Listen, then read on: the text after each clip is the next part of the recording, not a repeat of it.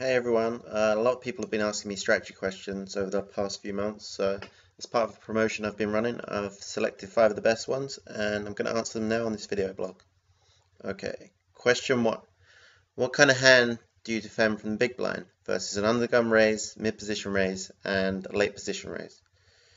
Well, versus an undergun raise, obviously their range is very strong, so you want to defend hands, in my opinion, that are very easy to play, that aren't going to get you into trouble with kicker problems, etc. So I'd be defending definitely all kinds of pocket pairs, just trying to hit a set and make a big hand against their top pair or something like that. And all kinds of suited connectors, Jack 10 suited, suited broadways, all the way down to maybe like 5-4 suited, 6-7 suited, stuff that's gonna make a straight, make a set. You can always hit 2 pair as well. It's going to give you a lot of options post flop and strong draws. And also, obviously, I'd be calling with ace queen, ace jack, offsuit, ace 10 maybe sometimes, depending on the player. But the weaker aces like ace 9 offsuit, ace 8 offsuit, I'm going to be folding to an early position raise. Versus a mid position raise, I'm going to be widening up my defending range, obviously, because 1, you're getting a good price, and 2, their range of hands for raising in the first place is weaker. So now you can defend a lot more. I'll defend all offsuit Broadway combinations like Queen Jack offsuit, King Queen offsuit, a lot stronger than versus an undergun raise because you dominate a lot of their opening range. Like they might be opening as wide as Jack 10 off, 10 9 off, those kind of hands. So yeah, now I'm going to widen my range and be a bit more sticky post flop. If I make middle pair, I'm going to be getting to the river a lot more often and making decisions on the river based on how they've played the hand so far. As far as late position opens go, I'm going to be defending really wide. Like if it falls to a lot of people on the button, they're going to be opening like 80, 90% of hands. Some people even open 100% of hands, like really aggressive people. So you've got to be defending wide. You're getting a great price. Normally your opponent's a min raising, so you've got to be defending really, really wide from the big blind. For example, like say the flop, you defend with 7-6 offsuit. That's kind of a standard defend, I think, against a button raise from someone opening 89% of hands. So you call a 7-6 offsuit from the big blind, and it comes King 7 deuce rainbow. This is obviously a great flop for you in this situation. Like they're gonna, it just doesn't really hit your range very often. Not strong. Like they don't expect you to call a 7-2 pre-flop. You shouldn't really. So I mean, the only 2 pair combinations you could have is something like King 7 or King deuce suited maybe. But like, yeah, so they don't expect you to hit this flop very often at all. So here, they're going to be c-betting the flop 100% of the time probably. And so obviously we could call in the flop. And then on turn card, I think you always have to call any turn card as well, because if it's an ace, they're going to double barrel that. Maybe with 0 equity, but definitely with a queen jack or a jack 10 kind of hand. And even if it's like a jack, they're going to see that as an overcard to 7.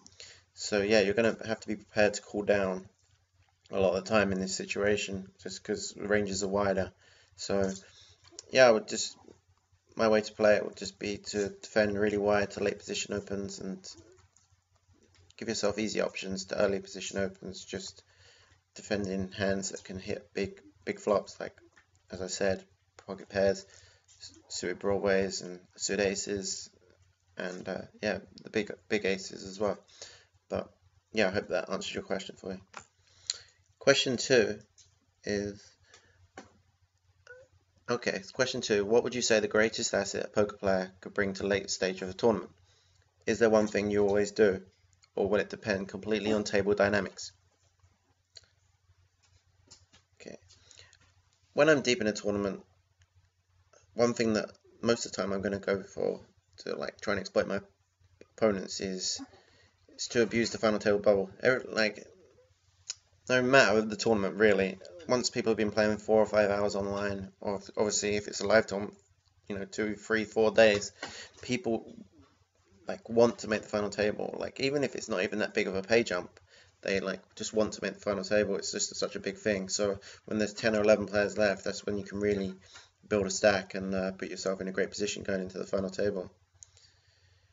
Also, when on final tables, ICM plays an important part. So if there's a guy, one player with a really short stack, anytime they aren't in the pot, everyone else is going to be less willing to fight back against you. So I feel like you can, if you've got chips, you can open up your ranges a lot, because people aren't just randomly going to try and 3-bet bluff you off 25 big blinds very often, like, unless they're kind of crazy. But yeah, they're just not going to really go after you. They're going to want the other guy to bust first so they can get up the pay ladder. So yeah, I'd be opening up my ranges definitely if there's a short stack player and he's not in the pot.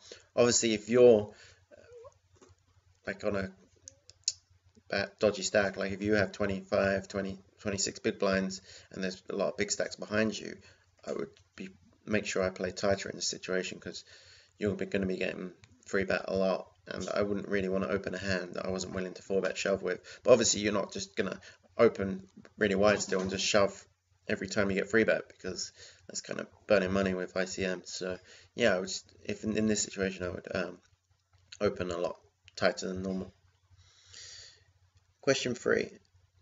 How can an ABC player compete with one or more aggro seasoned players at a table and not get too far out of their comfort level?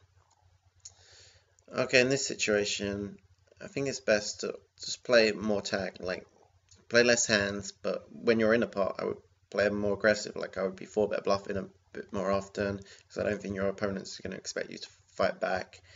And yeah, rather than calling, I'd like to 4-bet more and take like control of the pot before the flop. And rather than like calling and check folding, like you're going to be facing a c-bet so often, a lot of boards, and like even if you check raise certain boards, people aren't going to give you too much credit. So yeah, like I would probably just play less hands in this situation, but when I'm in a pot, I would play it a lot more aggressively. One thing I wouldn't do is try and go after. I see a lot of the time people go after these aggressive players and try and play every hand against them and get involved.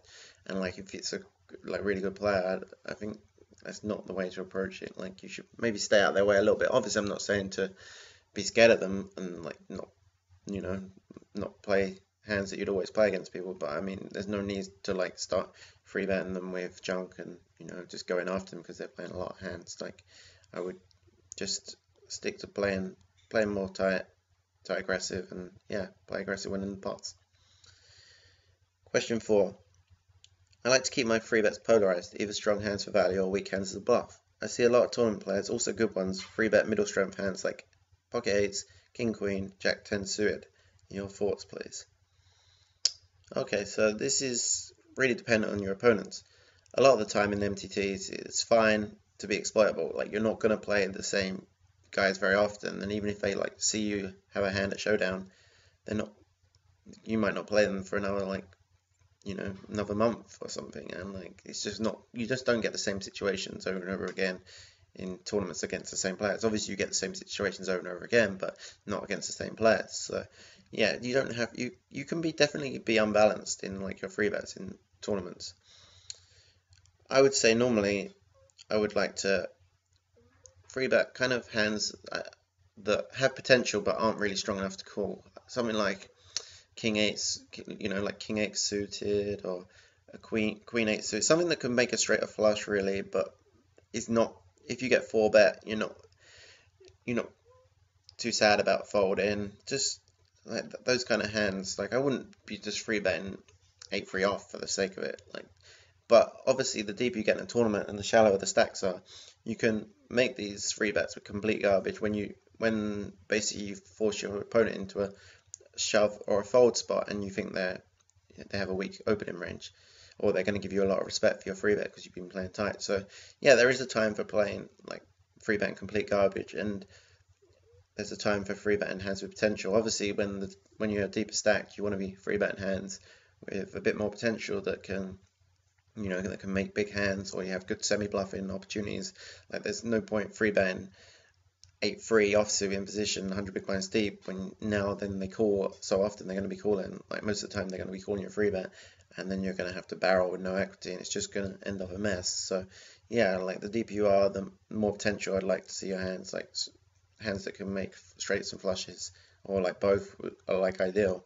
And even when you're deeper, you can flat the 4-bet in positions. So I'm more inclined to free bet, the king queen suited kind of hands when you're deeper, just because you can flat four bet in position and you've got a lot of play post flop and you're in position post flop, so you can make bad decisions.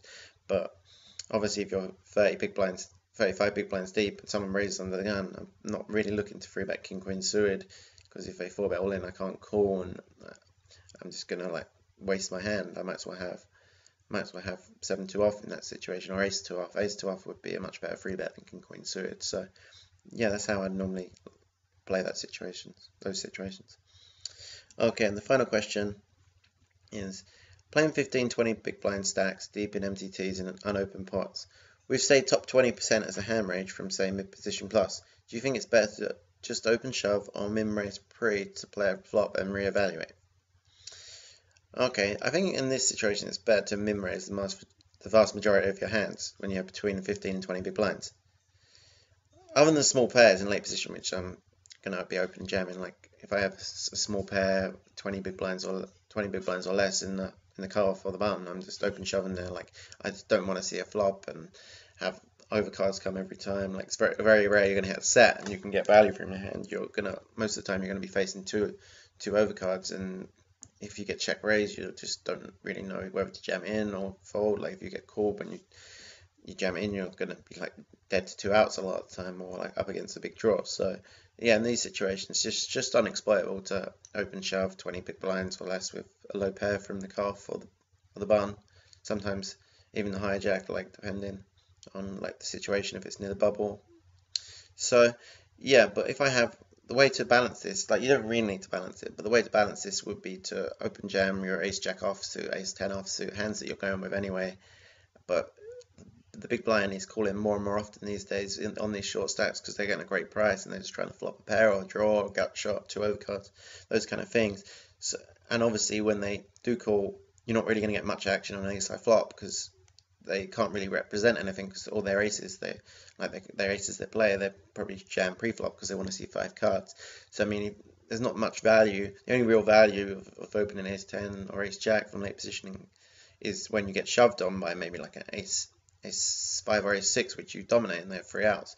But a lot of the time the big blind's going to call and you're going to be in a tough spot when you miss the flop and get a lot of action. Like your ace high could still be good, but you're going to be up against a big draw a lot of time, or a pair that's inducing because you're so shallow. Like people will induce a middle pair in these situations, and yeah, so I would balance shoving my small pairs by jamming my ace 10, ace jack offsuits. I don't really want to see a flop with this shallow, so people can't just call you super light, like with 2 overcards every time, because they put you on a small pair. Obviously you're still going to have a small pair a lot of the time, but if you have these stronger hands in your open jamming range as well, like it makes it a mistake for them to call you so wide.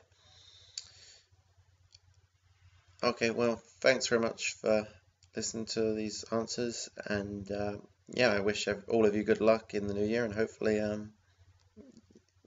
we can get some big results this year.